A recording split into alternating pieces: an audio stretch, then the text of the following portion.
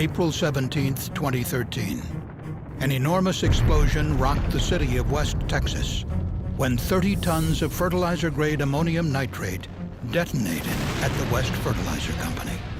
The blast killed 15 people and injured hundreds more. Nearby homes and businesses were severely damaged, many beyond repair. The Chemical Safety Board launched an investigation and found poor hazard awareness, the proximity of the facility to nearby homes and businesses, inadequate emergency planning, and limited regulatory oversight all led to the severity of the accident. This was one of the most destructive explosions ever investigated by the CSB. Our safety recommendations address steps that should be taken at all levels to help prevent a similar tragedy in the future.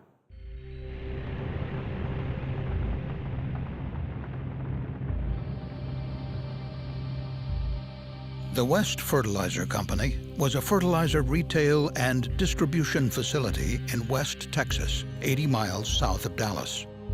There, ammonium nitrate and other chemicals used as fertilizers were stored in a 12,000 square foot building that was constructed of combustible material, mostly wood.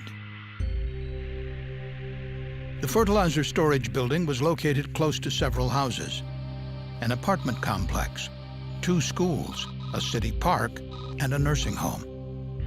Inside the fertilizer building, seeds and other materials were stored in rooms throughout the structure.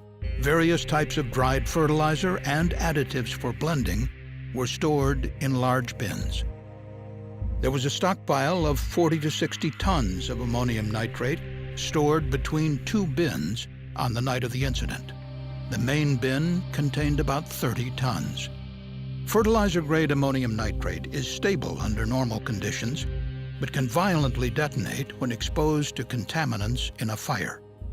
Sometime before 7:30 p.m. on April 17, 2013, a fire started in the fertilizer building.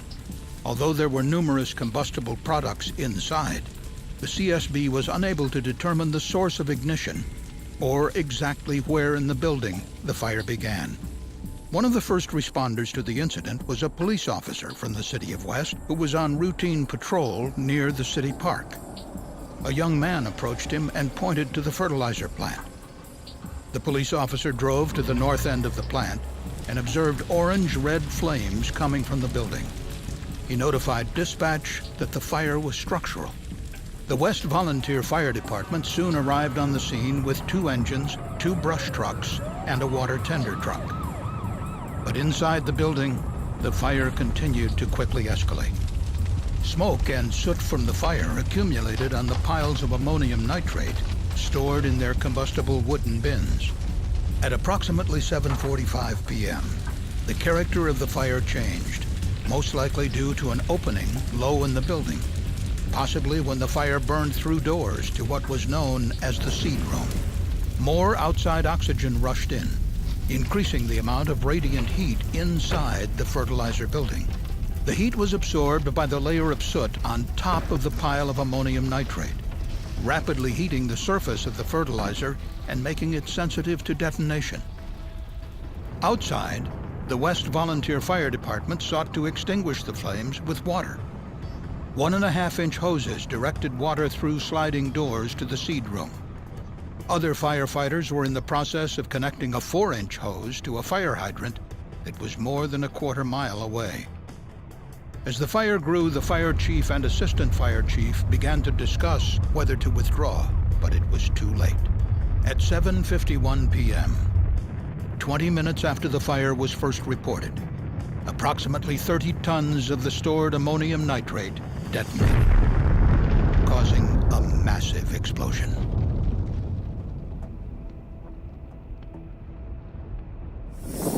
Maybe actually, probably, yeah. There you go.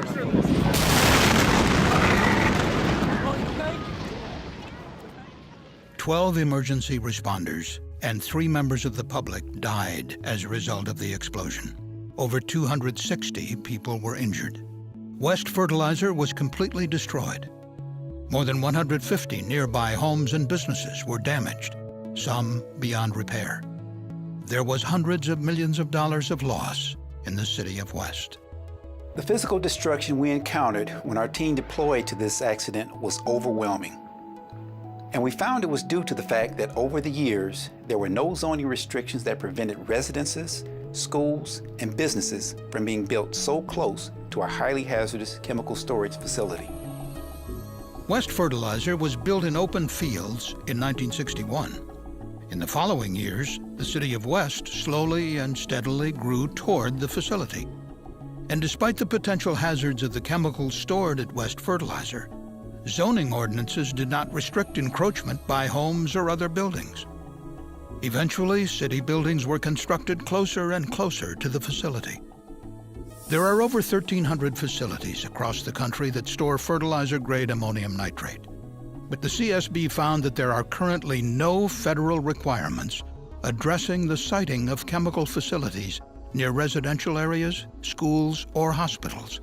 Texas has no regulation relating to siting hazardous facilities near communities.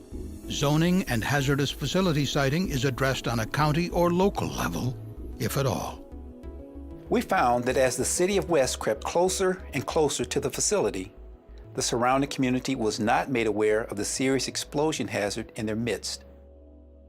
And the West Fertilizer Company underestimated the danger of storing fertilizer-grade ammonium nitrate in ordinary combustible structures.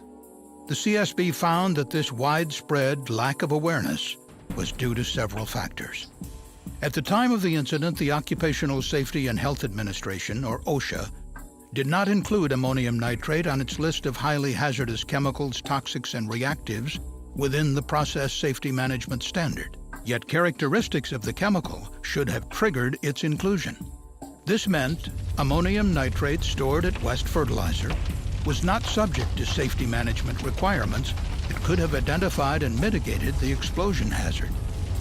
And OSHA's Explosives and Blasting Agents Standard, which does address the safe handling of ammonium nitrate, was not very well known in the fertilizer industry. That was due in part to the fact that OSHA rarely cited violations of this standard at fertilizer facilities.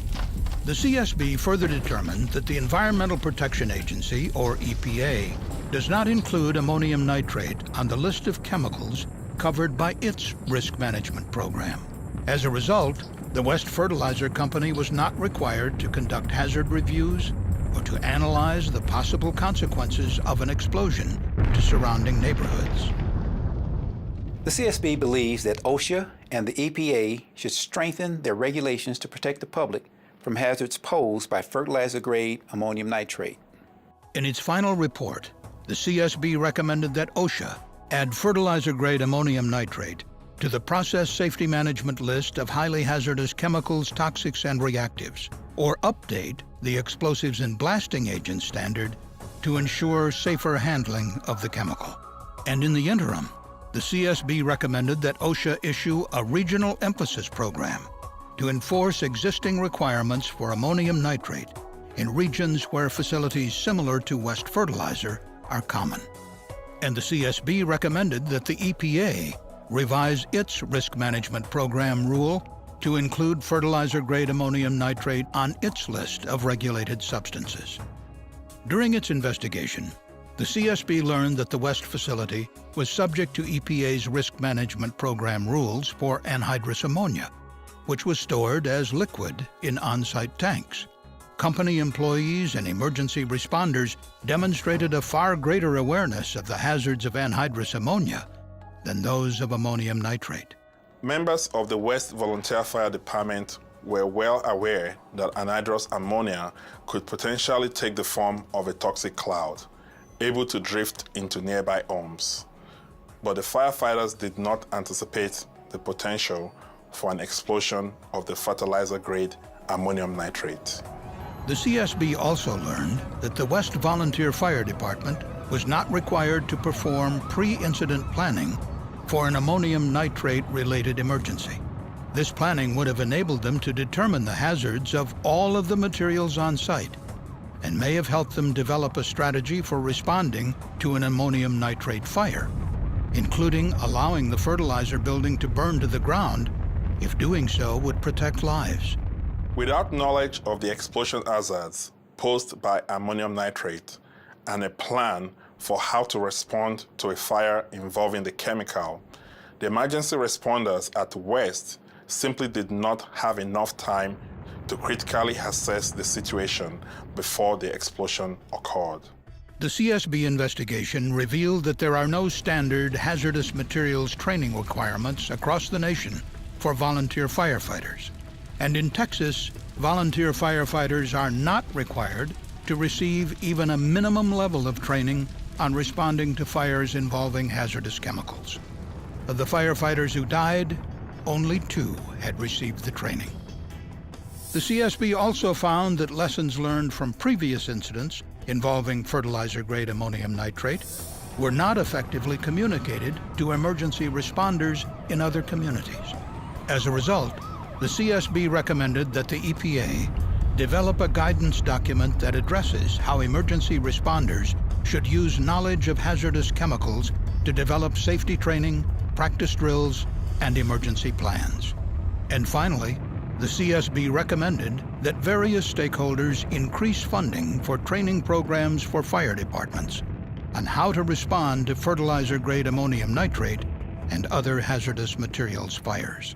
The CSB is determined that no one else be killed or injured because of a lack of awareness of the risk of exposure to hazardous chemicals in their communities. We believe our safety recommendations and the lessons learned from this incident can help prevent disasters like the one in West Texas.